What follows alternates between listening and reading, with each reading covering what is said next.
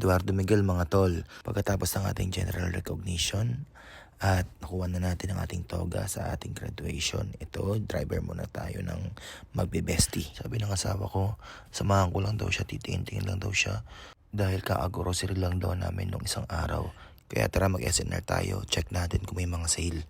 Dahil sulit talaga dito pag may mga sale. Kaya abangan nyo yung mga text nila or sa Facebook page nila. Doon nyo kasi makikita yung mga updates sa mga promo nila. Kaya kung gusto nyo makatipid, alam nyo na. Bigla-bigla naalala ng asawa ko na kailangan pala namin bumili ng samong panlabas tsaka ng downy.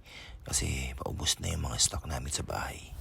Maramihan lang talaga yung mga item dito sa SNR, pero kung kukumpitin mo, kung isipin mo maigi, makakakipid ka naman talaga ng malaki. Tara, tumingin tayo dito ng mga pan-steak kasi sakto may nabili ng asawa ko na sizzling plate. Try namin gayahin yung mga napapanood namin sa Rails na nagluluto ng sizzling plate. Nagamit lang yung butter tsaka yung dahon. Nakalimutan ko yung pangalan nun. Rosemary pala. May nakita ko ditong cinnamon bread. Kaya kumuha na ako, mukhang deserve ko naman to. Ito yung mga nag-grocery ng asawa ko, partida. Titingin lang daw siya niyan.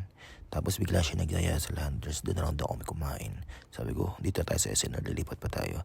Kaya ayun, pumunta kami ng Landers. Check niya rin daw kung may mga sale sa Landers. Tapos i-compare niya yung mga price kung saan niya mas mura. Ito, Landers na malapit lang naman.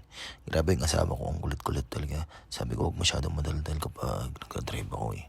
Kapag nagsasalita siya, nape-pressure ako. Parang feeling mo lagi yung mababangga pero nagsasalita na yung asawa ko. Grabe. Ayan, outfit check muna tayo. Tamang pakit lang. O, smile naman dyan na malupit. Sabi ko, di ba kakain lang tayo? Eh, ba't may cart tayong dala?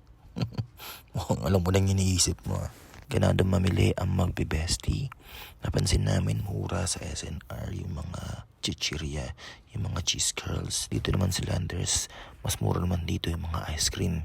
Ito palang grocery nila. Hindi plenano to eh. Nagkayaan lang sila. Talagang sobrang biglaan lang. Kaya pag hindi talaga pinaplano, lagi natutuloy eh, no? Ayan. Oh, may sexy. Sexy check, oh. May smile lang ako dyan, pero gutom na ako nyan. Ito yung mga sinasabi ko na-sale kanina. Itong Snickers ice cream nila, sobrang sale. 70% off. Ang sarap mamili nito eh. Tapos yung paborito ng asawa kong bilhin, yung Nathaniel's na buko salad, naka-sale din. Parang less 60 pesos siya. Ayan, gutom na ako, kaya kumain na ako ng Snickers ice cream. Itong Snickers ice cream nila masarap eh. Parang parang Snickers talaga eh. Malamang Snickers ice cream eh. Ayan, nakaramdam na yung boss natin. Nakaramdam na. Kakain na tayo. Siyempre babawi tayo sa pagkain. Kailangan natin kumain ng bonggang-bongga. Kasi nakakapagod mag-drive eh. Ito yung mga pinamili nila.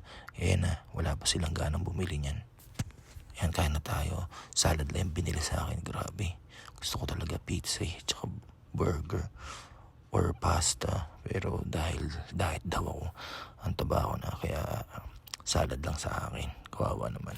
Kala ko talaga, salad lang talaga kakainin ko. Yung pala, meron pa pala kami hinihintay na order.